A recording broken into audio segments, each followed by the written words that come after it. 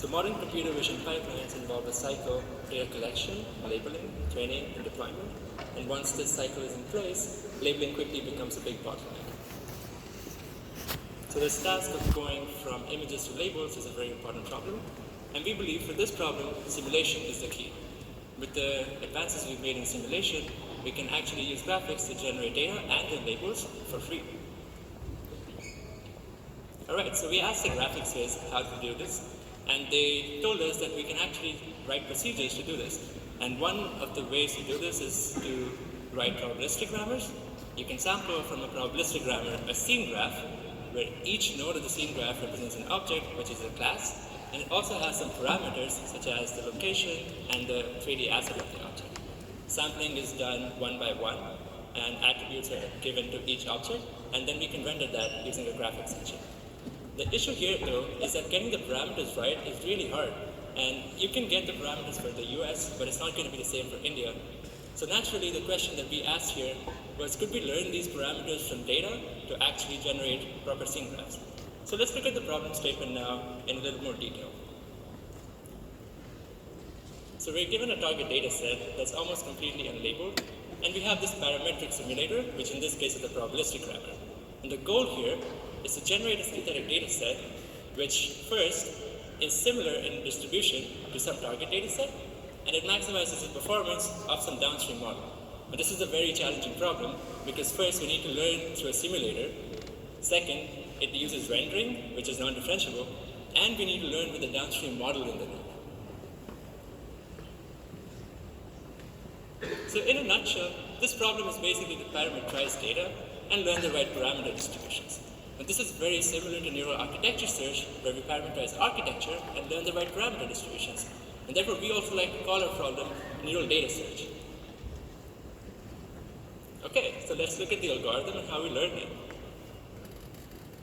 So given the probabilistic grammar, we sample a scene graph with a prior attribute and prior structure.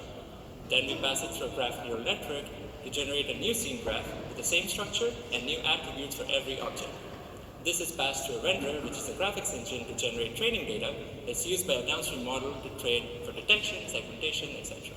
To train this, we have two objectives. First, we'd like to match the distribution of the generated and synthetic data.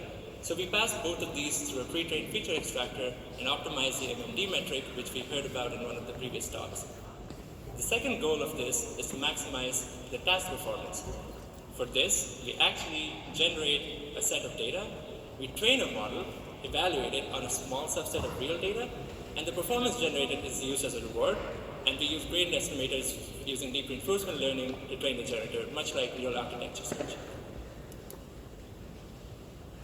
So training to this objective is actually a very tough problem, because the renderer is non-differentiable, and we here use numerical gradients to backdrop from the images back to the scene graph. Okay, now let's look at some results.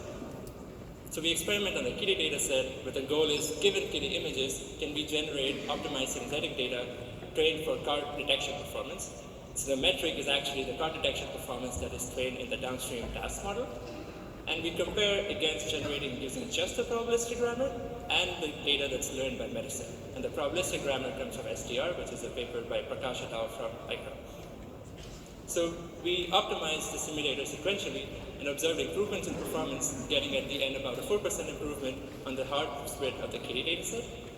We also experimented by adding image-to-image translation to reduce the appearance gap, and even here we saw that there was a performance boost, meaning that appearance is not the only difference in the two domains of synthetic and real data. So here are some qualitative results. These are some random real images from kitty. Here are images from the probabilistic grammar, and here are the corresponding images from medicine, and we see that the results are well aligned and always well spaced for all objects in the scene. We also see that the downstream task model results in much lower false positives and false negatives in the performance. So ultimately, I would like to stress on this view of parameterizing data and learning the right parameter distributions. And with an expressive parameterization, you can learn very large and diverse synthetic data sets, which is great for us, I guess. So please come to our poster, and our code will be made available soon. Thank you.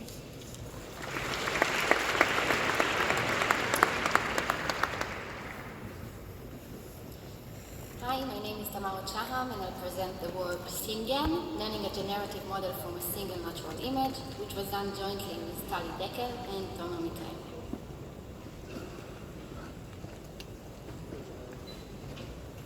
Unconditional GANs have shown remarkable progress. However, learning to generate high-quality, complex scenes requires very large datasets. But what if we have only a single image? We introduce SynGAN, a powerful generative model that can be trained just from a single natural image. Given only a single training image, SynGAN is able to generate high-quality, diverse samples that carry the same visual content as the image. Our model is unconditional and does not require any object class label or external data. This allows us to deal with general natural scenes. Once trained, SynGAN can produce diverse, high-quality image samples of arbitrary dimensions, which semantically resemble the training image, yet contains new object configuration instructions. User studies show that our generated images are often confused to be real images. SynGAN is resolution agnostic and can be easily applied to high-definition images. Here are 4 megapixel samples.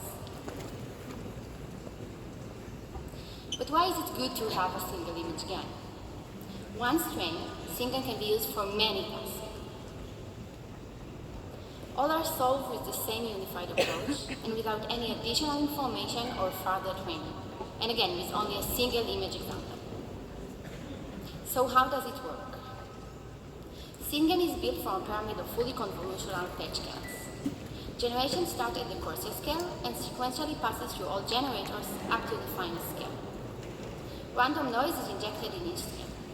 This allows producing diverse fine structures that do not appear in the upscale version of the previous scale. We train each model to capture the patch statistic of the real image at a different image scale.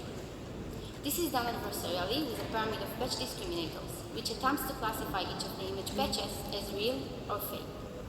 Thus, in each scale, our training set is essentially the set of all overlapping patches within the real image at that scale. All the generators and discriminators have the same receptive field and thus capture structure of different sizes within the image.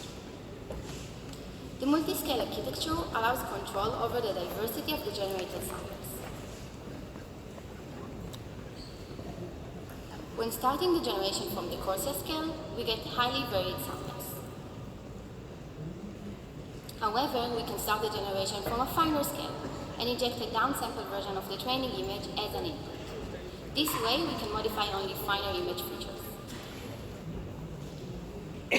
This is useful when the image contains one large silent object and we want to keep its global structure intact.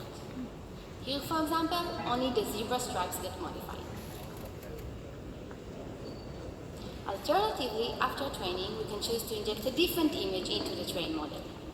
SynGAN imposes the patch distribution of the training image, thus producing an image-to-image translation effect, but with only a single training example. This property can be used for many image manipulation tasks. For example, we train SynGAN on this image and then inject this paint to the second coarsest scale. The result is a realistic image that contains the global structure of the paint, but the appearance of the training image. Similarly, we can input an edited version of the training image. SynGAN translates this edit into a coherent and photorealistic structures. We can also harmonize an object into the training image. SynGAN tailors the pasted object texture to match the background. SynGAN can be also used for super resolution. As opposed to other methods trained only on a single image, like deep image prior and zero-shot super resolution, SynGAN produces much sharper reconstruction. Surprisingly, evaluation shows that SynGAN performs similarly to SRGAN, although SRGAN was exposed to more than 300,000 images during training.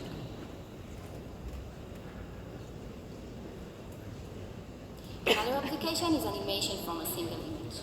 Here we use a random walk in SynGAN's latent space to produce smoothly varying video clips. The effect is that these still images can be brought to life.